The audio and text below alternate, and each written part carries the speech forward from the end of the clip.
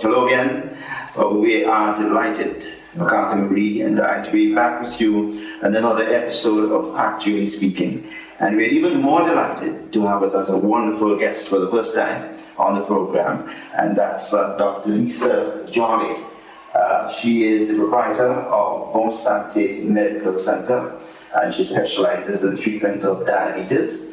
And she's on the show today to talk to us about an alternative treatment for non-communicable diseases, specializing in diabetes. Welcome, Dr. Jolly, and welcome back.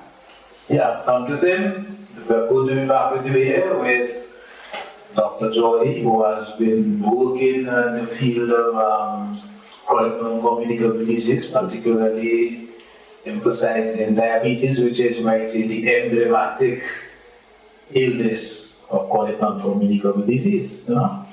Thank you for inviting me to your show to speak to the general public about non-communicable diseases. I'm particularly interested in speaking about some of the policies or that could be implemented to help address non-communicable diseases, not only can the cardiovascular test.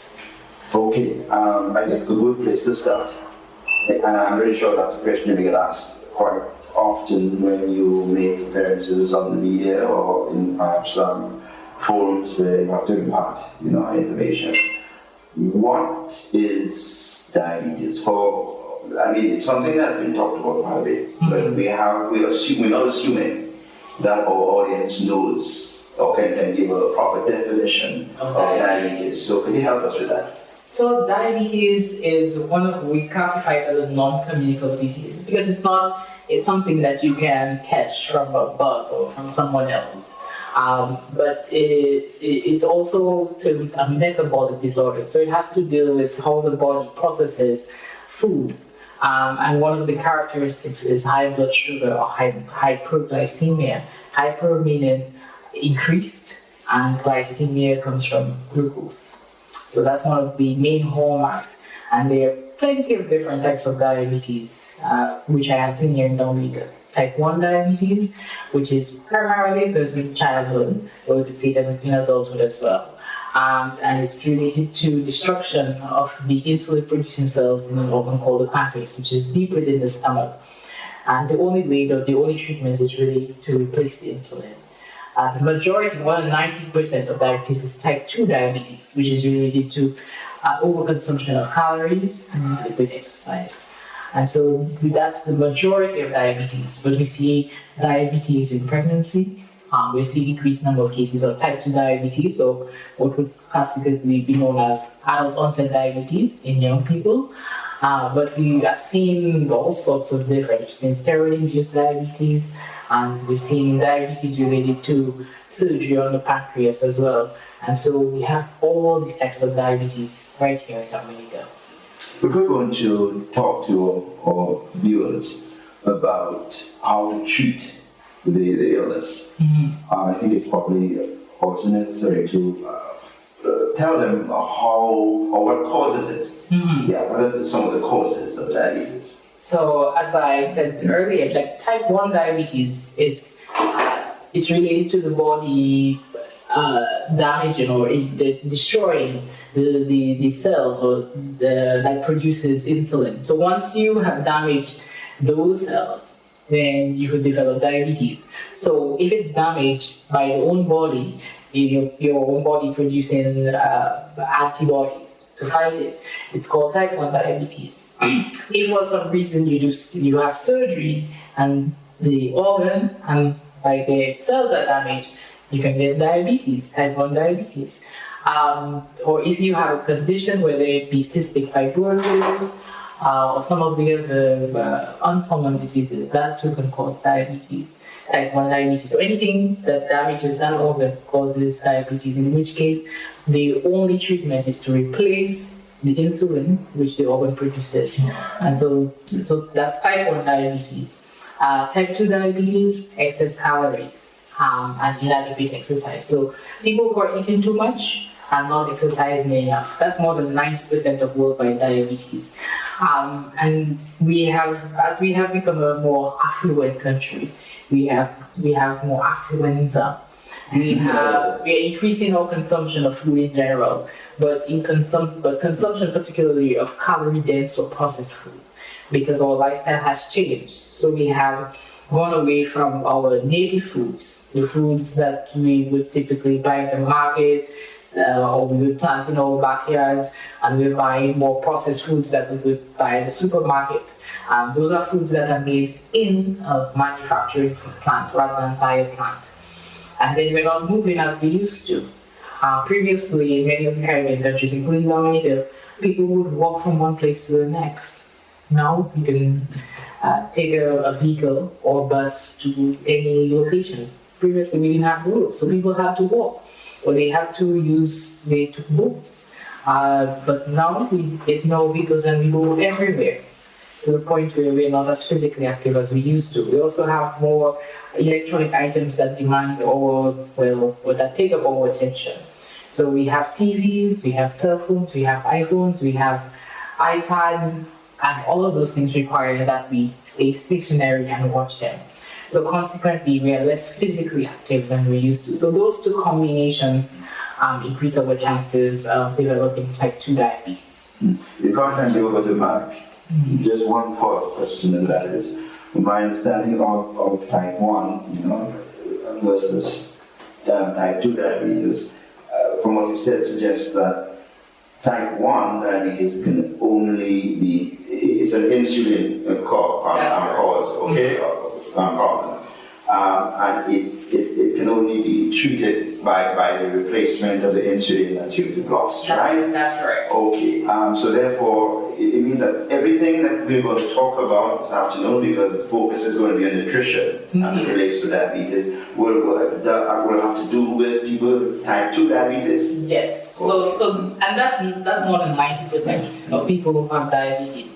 Type 1 is only about 10%. It's rare. And it is, it's not rare, it's considered, It's common. It's certainly less. When you think of, 90% being type 2 diabetes, it's certainly less common. And it's classically, it's certainly more common in Caucasian communities.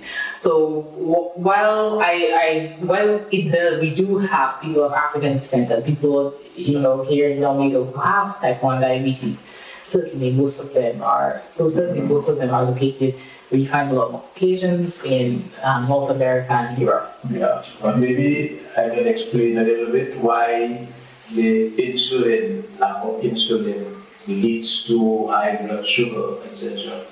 It's because when you have glucose in your body, the beta cells in the pancreas, as the doctor said, produces insulin. One of the jobs of insulin is to cause certain cells in the body to accept the glucose in. So if there is no insulin, then there is nothing telling the cells to take the glucose in, and therefore the glucose level remains high in your body. So if the insulin producing cells are damaged, for whatever reason, whether it's autoimmune disease or other causes, then you are not able to produce insulin and you have a considerably high glucose level, which itself will lead to different problems. That's correct. That's correct. And with respect to type 2 diabetes, that has mostly to do with lifestyle, particularly nutrition. That's correct. And I've moved towards using and consuming more processed foods. Mm-hmm. Part of the business of processing foods is to extend the shelf life of the goods. Mm-hmm. So in attempting to extend the shelf life of the goods, one of the things that will happen to the food is that whatever fiber is in it tends to be removed. That's true. So you have less fiber, and then a number of chemicals added to stabilize it, etc., so that the food remains palatable for a long time on the shelf. For example, take a simple thing like orange and orange juice. if you're a farmer and you're planting oranges, because that all your oranges more or less come to market at the same time. So if you want to sell it only as fresh fruit, you will have a lot of fresh fruits that will be going bad. So if one of the bright ideas, why wouldn't you turn some of the fresh oranges into juice? And when you turn it into juice, you can then store it for a very long time as frozen juice or other types of preserving it so that you have a longer period of sale for your product. The problem with that is that when you make orange juice, you get rid of the fiber that's in the orange. Mark, you come across as being quite knowledgeable on the topic, so it's good to have you, as part of this team. But it's important for us to address this topic. Can you give us but what is the specific situation with Dominica, that prompts us to want to address this problem so urgently? The reason certainly is because the cost. The cost of taking care of people who have the non-communicable diseases, but also the cost of taking care of it at the secondary level, where we're seeing an increase, a rise in the number of amputations. We are building larger dialysis units. We are getting, fancier instruments and tools to address people's diabetic retinopathy and loss of vision.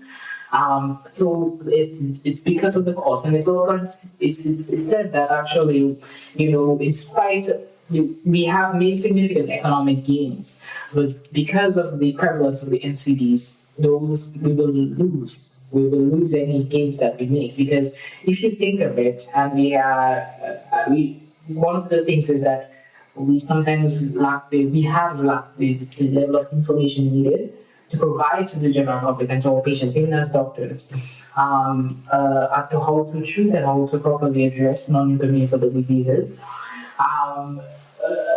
The medications are becoming more expensive and more costly, and for some families that is out of reach. And when you think of amputating a limb of a working age person, let's say in their 40 or 40s, we know the amputation doesn't just shorten the limb, it shortens the person's livelihood. And by extent, because we know that 10% of people with a major amputation die within the same year, and the other 90% actually die within 5 years of the major amputation. It shortens the person's life.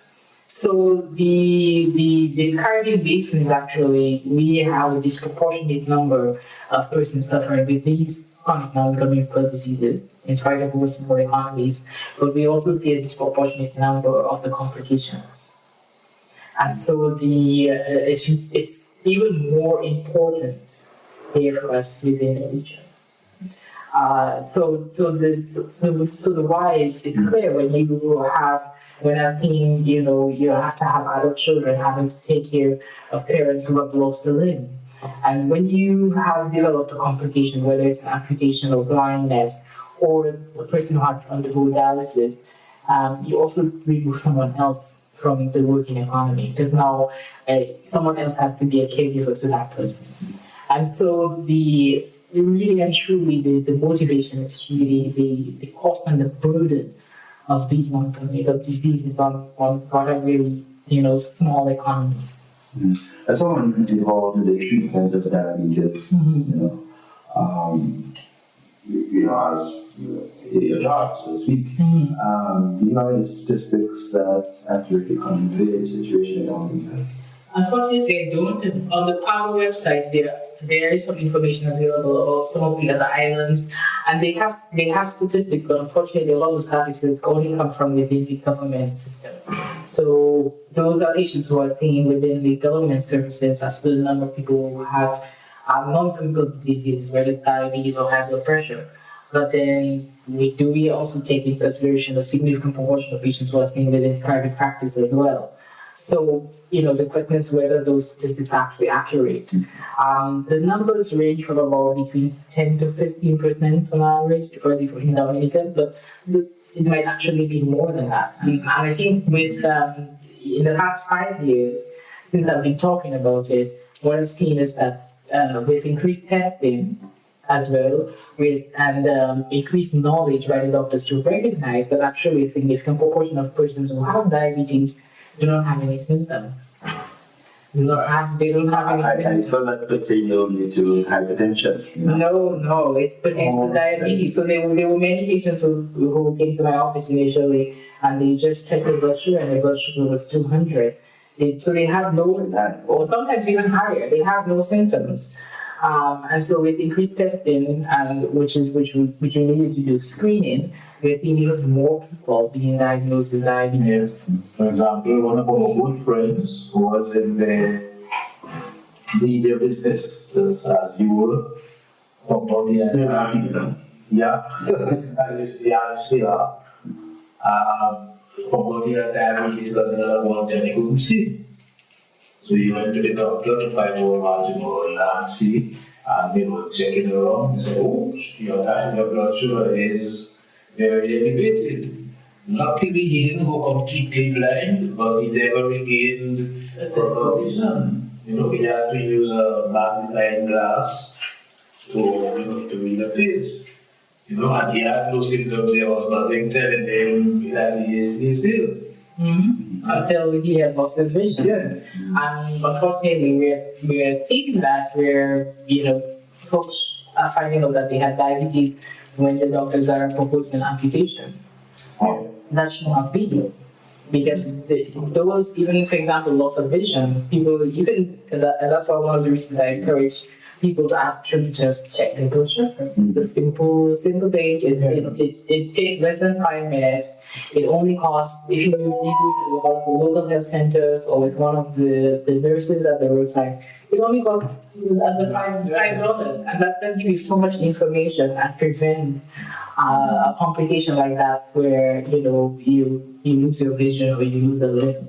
Yeah. And that I would say something very sequence of testing. That is, testing only the glucose level in the blood. Because, as you will know, sometimes the glucose level in the blood is normal.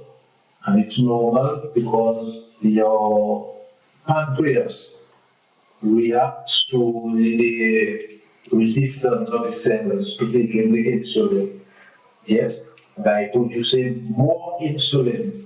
So you could actually have a normal blood sugar reading, and it's normal because your insulin level is high to keep it down. So there's usually a process that happens kind of pretty slowly, where your body becoming more and more resistant to insulin. So your pancreas reacts by putting on more and more insulin, and it will keep it within norms. But there come a time when it no longer produces more insulin to push it down, and the blood sugar is then going to stay high.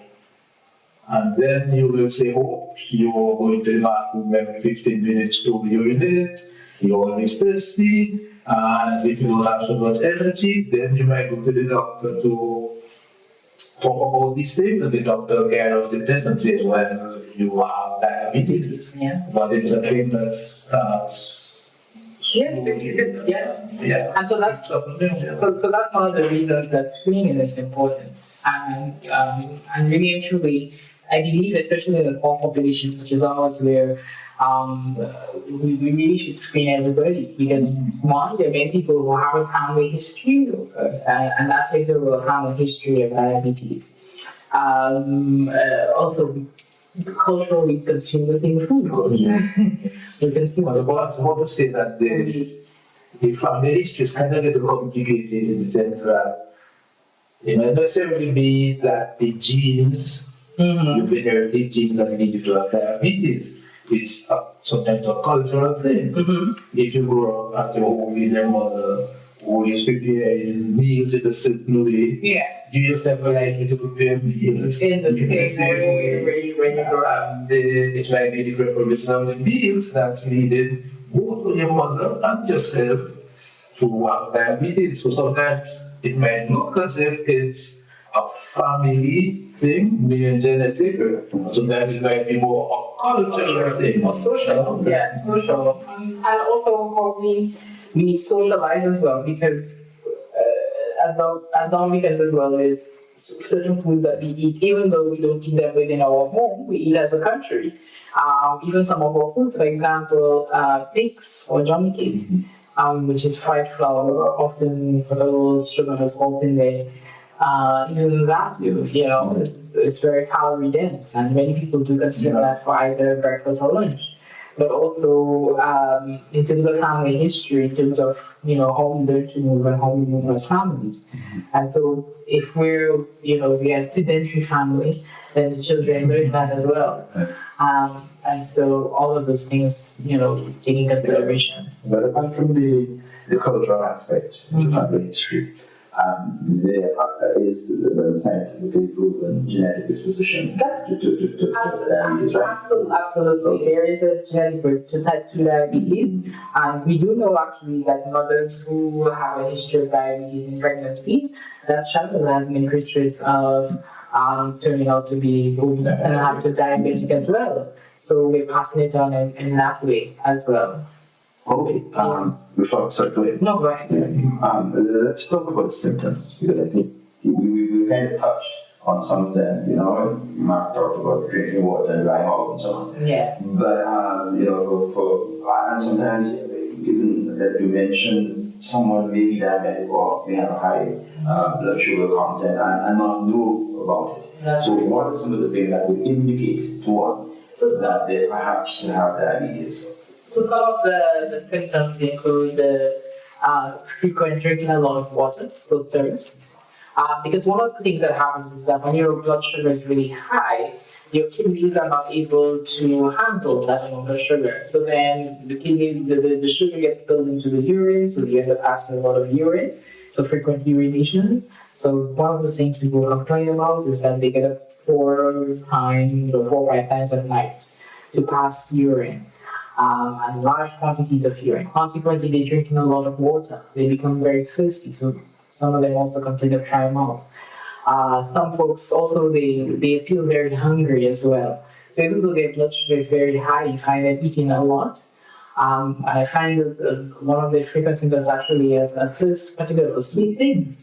So you find that right before they diagnose, they were drinking a lot of soda or a lot of juice, unfortunately, which makes the situation worse. Yes.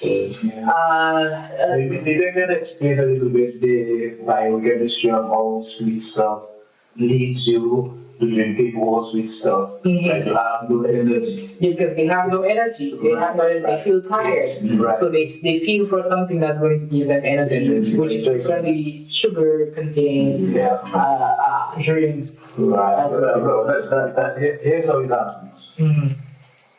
The sugar we buy at the supermarket, which is most common sugar that people use, except high glucose on zero, is a combination of 2 sugars, fructose and glucose.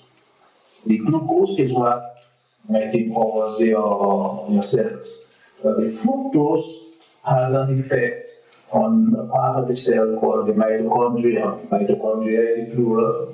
That is where the energy is produced for the cell. The fructose don't regulate the energy production or consumption of the mitochondria, with the result that you are left with, let's put it plainly, a gram of glucose gives you 4 calories of energy. Instead of you burning 4 calories of energy when you have fructose in your body, the mitochondria is going to produce less than 4. So let's say 3, which means you have 1 calorie of energy left over. Your insulin level will also be elevated because you have glucose in your system. The insulin directs the excess energy to be stored as fat. And since your energy producing part of the cell is not working optimal, when you're feeling hungry and you feel you have no energy, so you're going to eat something that was more or less the same thing you eat before, and the cycle continues, and to get very overweight. And there's no point in telling such a person to go and exercise because he doesn't have energy. He has all this energy stored as fat. So, I was going to ask you to break that down in layman's. oh, okay. So some of the symptoms. So we mentioned eating too much, so consuming a lot of food, drinking too much water, frequent urination, also loss of weight. So if the person has lost weight and they don't know exactly why they've lost weight, that's one of the things to check their blood sugar. Feeling tired, fatigue, so find themselves sleeping during the day when they're either not used to doing that or so inadequate energy. And the other one of the symptoms is either sometimes shooting pains in their feet. So they might feel burning or they might feel shooting pains in their feet. So those are some of the typical symptoms. Other things include either frequent infections as well. Because when your blood sugar is high too, and the sugar can't get into the cells, the white cells also become lazy. Also sugar, bacteria like sugar, fungus like sugar. And so a woman might get yeast infections. Likewise, I've seen men with the male version of a yeast infection called laminitis. But also if you get frequent skin infections or abscesses or urinary tract infections, those might all be an indication of diabetes. But I just want to remind you again that you may not have any symptoms, and we have a lot of people who don't have any symptoms, and so a good screening tool really would just be to check the blood sugar. So I'm not saying it would be a good idea if you institute a program, if you like, of asking everybody who's about 25 days old to do a fasted glucose and fasted insulin test as a baseline to determine their metabolic health. Absolutely. I think the fasting insulin might be a little bit overkill, but I think either fasting or even a random blood sugar, just really check your blood sugar. Because if the random blood sugar is, hitting the 170 to 180, that's an indication that the person may have, so they can go on to further testing. And yes, because one of the interesting things about Dominica in particular is that we have a program for screening for diabetic eye disease, what we know as diabetic retinopathy. Right. So we do have a program that screens for diabetic eye disease, but we don't screen for diabetes. So So I suppose in a sense when you do a diabetic retinopathy, right? And the comes out positive, why it gets positive, right? Then you can conclude that a person is diabetic. Yes, chances are yes. But what it is that the point is that we're only screening part of the population for diabetic eye disease. When we really need a and the thing too is that if we don't screen for the diabetes, that means we are also missing, we're waiting till they get the eye disease to then, so we're not screening all the people. And it's really more important really that we also screen for the diabetes. Even if the persons are able to do diet and lifestyle, that's a step in the right direction. Which is why I was suggesting that we should only do the blood sugar test, fasted blood sugar test, but we should also do a fasted insulin test at the same time, because we will be able to measure the person's insulin resistance, whether it takes insulin resistance building up in the person already to bleed in when it's maybe 5 years older to be 25 diabetic. No, so, if you're able to find, but when we talk about screening, we want things that are practical, accessible, and also in terms of cost. A fasting insulin requires that somebody fast. It also requires the blood draw and the lab. And so those things might not be as, it might not be as accessible. You could go in fasting blood sugar and the fasting insulin at the same time. You want blood draw. That is true, but again, it's both of them. But it also requires a blood draw. You see, so it's easy for someone in their doctor's office, maybe they've seen the doctor for a different reason, or Or I've had patients who just, stuck their finger out by the side of the road. So in terms of a population level screening, I think, if I were to start somewhere, it would just be a blood sugar. But at what stage or what point does it become necessary for one to have a fasting insulin test?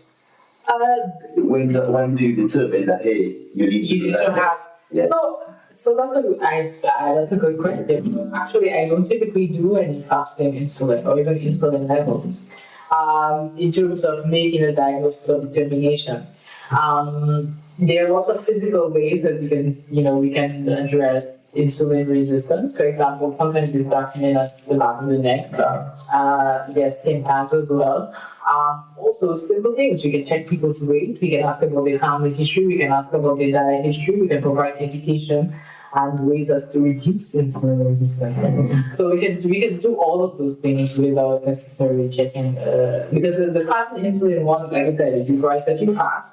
So it has to be planned. It requires a blood draw, usually through the vein. It requires that it's run by the lab. So it does require quite a bit. So if the blood sugar is elevated and the person's concerned, then those are tests that you can proceed to do.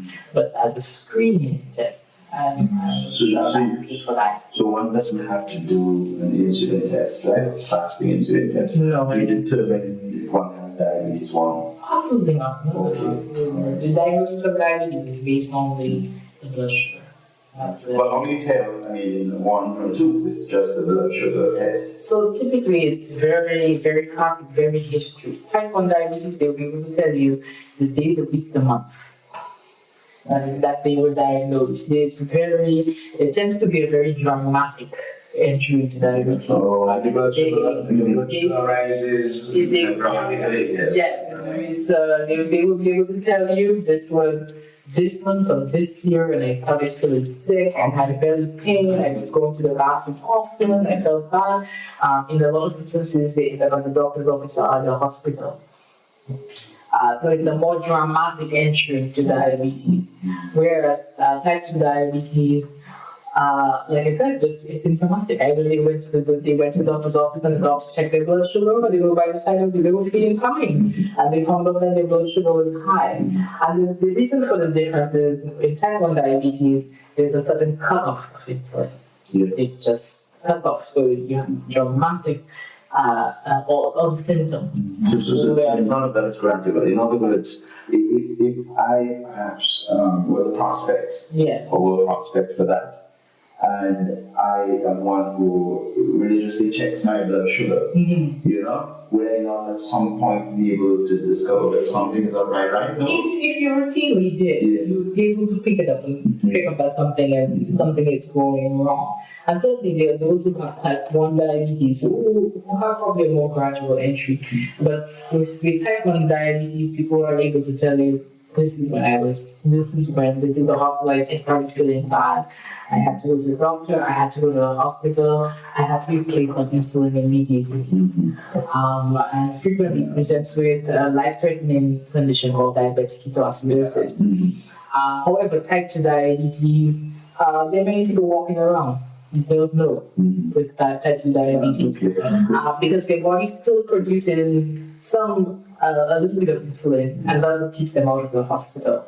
And they're able to either take tablets, or if they're able to go to the doctor's office and they need insulin, they can do so. So their entry into diabetes is less traumatic. And by the way, before they discovered insulin, and there's one in the sugar control there.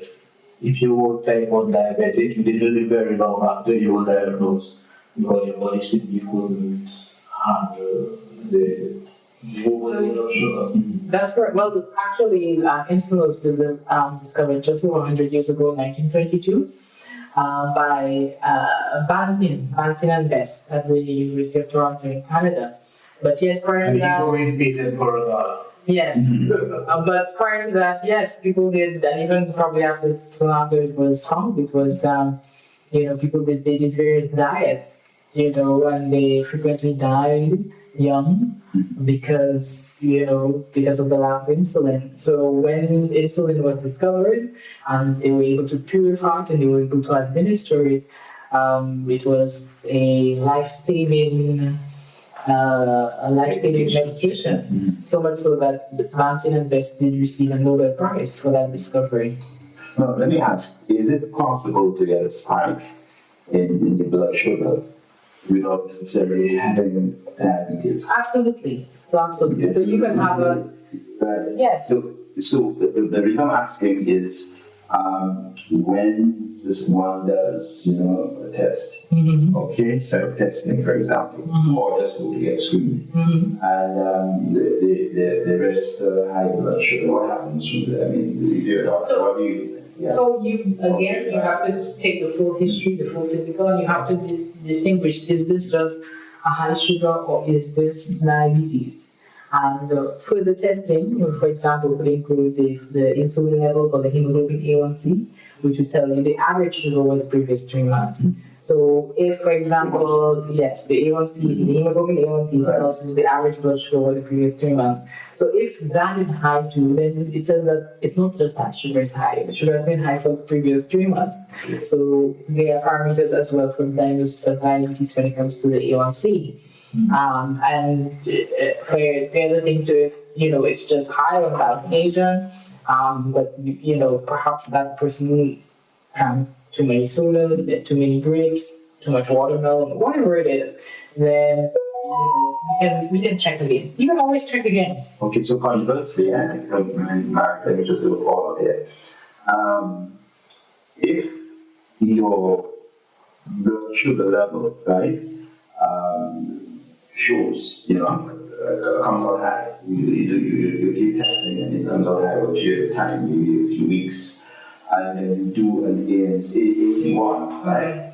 And that is okay. What does this mean? Oh, well, perhaps, okay, so it's been high over a couple of weeks, the A1C is high. Right, maybe 115, 116, over a period of time. Right? And then you do an A1C and people's points and what happens. If you're below it, yeah, so then we have to look at other things because the A1C is also, it's not a perfect tool as well. Right. So we have to look at other things. For example, we look at the blood count. So if your blood count is very low or you are anemic, because the A1C is dependent on those red blood cells, if the A1C is normal, but you have high blood sugars, then we can still make the diagnosis based on the blood sugars. So also, and there still are circumstances because the A1C, like I said, is not a perfect test. So people who've had blood transfusions, so if you've received blood from someone else in the previous 3 months, then eventually the sugar hasn't had time to coat those red blood cells. So you still have diabetes, but the A1C will be normal. And we find that women in pregnancy, again, because of the higher blood volume, and also the turnover as well, you find that the blood sugars are used. So we will still call it diabetes. I've seen this actually based on the blood sugar. So there are different ways to diagnose diabetes. So it's a fasting blood sugar more than 126 on 2 occasions. So if you check your blood sugar today, tomorrow, both of them fasting, and the both numbers are more than 126, it's diabetes. Okay, so sorry, I keep interrupting. I don't want to do that. Yeah, it's a diabetes. If you check a random blood sugar and it's 200, the next day it's 300, it's diabetes, regardless of the A1C. So the different ways that we can test for it. The only other category is if you have some defect in the red blood cell, for example, sickle cell. So that can cause an erroneous A1C as well. So while the A1C, yes, it's a great tool for making a diagnosis of diabetes, it's not a perfect test. So it's important that doctors and patients themselves also know that as well. The other reason the A1C is not perfect is that it kind of assumes all red blood cells live the same amount of time, and they don't. So I could have a higher A1C than you simply because my red blood cells can stay longer in my body before they tend to all new ones have. So they have more time to collect more sugar on them. So the doctors know that. So when they read that, they take that into account. Yes, so those things have to be taken into consideration. Okay, this may sound like, simple, mundane question, but how do you mentioned a while ago, blood sugar counts, or the blood sugar counts here 126, and so what is the threshold in terms of the measurement of the blood sugar? What are the numbers you want to look at or look for? So normal blood sugar fasting, normal person is about 100. So it's about 100. Once it's more than 126 fasting, on 2 occasions we can call it diabetes. Okay, but what Here's why the fasting comes in. Yeah. When you are eating a carbohydrate diet, your blood sugar will go up and insulin will come on to drive it down to a little moderate level. If you stay fasting for 8 hours and you haven't eaten, during that time, if your insulin and everything is working properly, it should come back down somewhere closer to 100 after 8 hours of not eating anything. Because your insulin will come up, it will push the blood sugar down, and the insulin itself will go back down. So if it takes more than 8 hours of fasting, for like 12 hours of fasting for you to get back to baseline, then there is something wrong. So you're asking like what happens between 100 and 126? That's right. Okay, so that's the category called impaired fasting glucose. Impaired fasting glucose, which means that while it is you're not normal, but you don't have diabetes. So that's the category now that we call pre-diabetes, or you're on your way. Think about it that you're on your way to develop diabetes. And that's where diet and lifestyle changes can make a huge impact. Okay. And you can, reverse or from towards going towards diabetes. So that's the category that most impacted by that. Diet and lifestyle, yes. Okay, we come to that. Unless you have another answer. I would say with respect to the prevention and treatment of diabetes, I think we are basically agree here that it's a lifestyle primarily focused on nutrition. Okay? One of the things we consume a lot of is sugar in various forms, in drinks, in cakes, in ice cream, in ketchup. Yeah. So we consume a lot of sugar. And the sugar, of course, is a carbohydrate. It was a particular kind of carbohydrate in the sense that the fructose part of the sugar has these noxious effects, which actually noxious and reduce it. In evolutionary terms, the effect of fructose on sugar, on metabolism, was good in the sense that it caused us to store fat so that we would have energy when there was no food around. Problem is, we are no longer in that state where we are looking around for food every day, and we might find lots of food today and no food for a week. So we don't need to carry our energy store with us all the time. But every day we wake up, there's food, and especially if it's carbohydrate foods and it's refined, then that turns immediately into glucose. For example, one of the things we eat a lot of in Dominica is bread. Mm-hmm. And in fact, as I tell some friends of mine, if there's no bread in the Dominica for a week, I won't be too surprised if people are rioting. Mm-hmm. They won't riot if there's no dash in Dominica for 2 months. Mm-hmm. But bread is a thing we consume a lot of. Mm-hmm. And bread is made basically of white flour that is refined. And when you consume bread, it turns immediately into glucose in our body. And that leads to this production of insulin following all the time, which leads to this insulin resistance.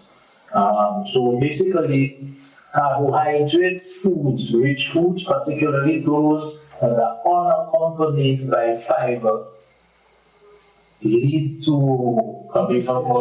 leading to these diseases. For example, there is a school of thought about cancer that says some cancers are favored by presence of excess glucose in the body because, according to some people, before there was oxygen on the planet Earth, bacteria were here, and they used fermentation as a means of generating their energy so that a cell in the body that starts to become or wayward, if you like, then switch to fermentation to produce its energy and go and expand. You heard of the famous line of his Henrietta Lacks. Mm-hmm. Yeah. It's been living like forever. So that heavy carbohydrate eating, high glucose in the body favors some cancers. That's the thought in the literature, which is why cancer is actually considered one of those chronic non-communicable diseases.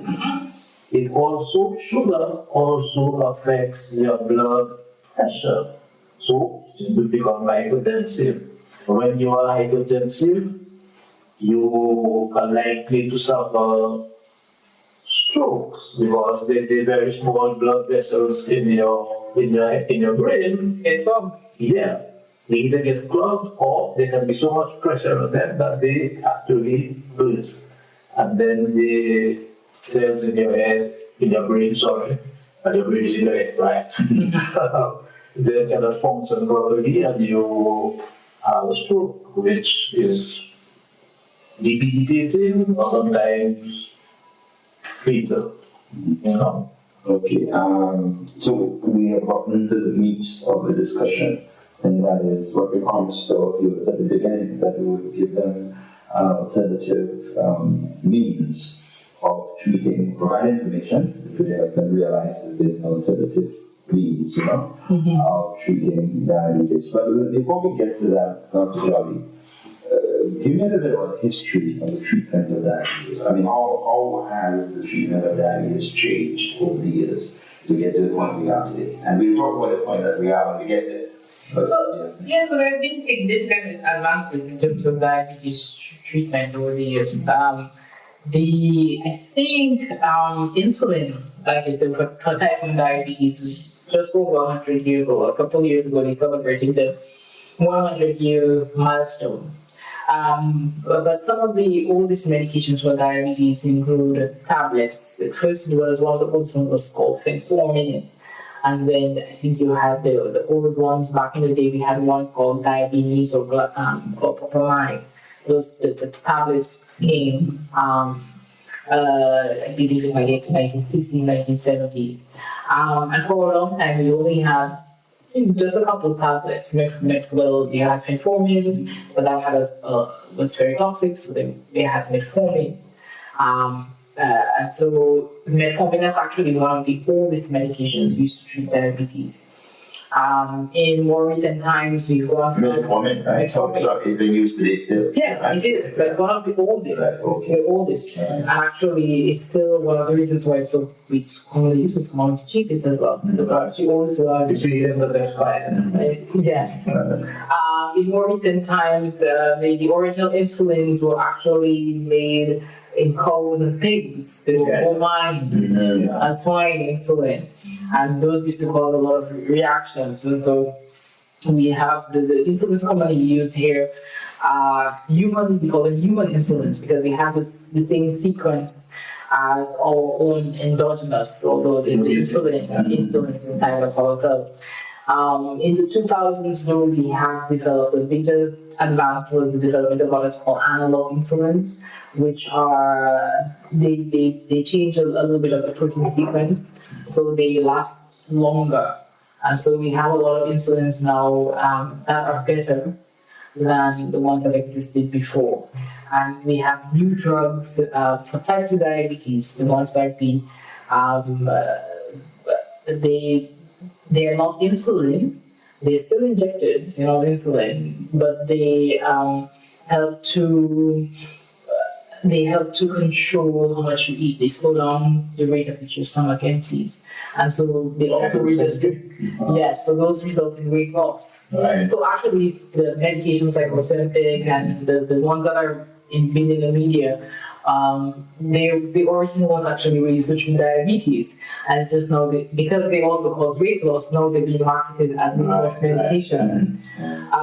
So we have those two drugs that help significantly in the management. Also now they're going into towards what's called metabolic surgery, weight loss surgery, and that has been shown to actually lead to diabetes remission or reversal. So weight loss surgery. But it's not a specific treatment for diabetes per se. It's a treatment. For diabetes. That's correct. It is no a treatment, particularly in developed countries like the US or UK. Yeah. And they can treat you if you have certain criteria. For example, if you're very much overweight, and you do have diabetes, they will do gastric bypass surgery. Okay, but does that affect the diabetes itself? Yes, it does lead to diabetes reversal or diabetes remission. Yes. Here's what happens there. Your stomach at a certain size, and then food passes through it at a certain speed and then goes into your body there. If you reduce the size of the stomach, either by a man or simply cut part of it off, and you make a bypass, then you are not able to take in as much food as before. Right. And having less food, even if it's carbohydrate foods, means that you're going to have less of a rise of blood sugar in your body. Yeah. This form of treatment, does it have any side effects?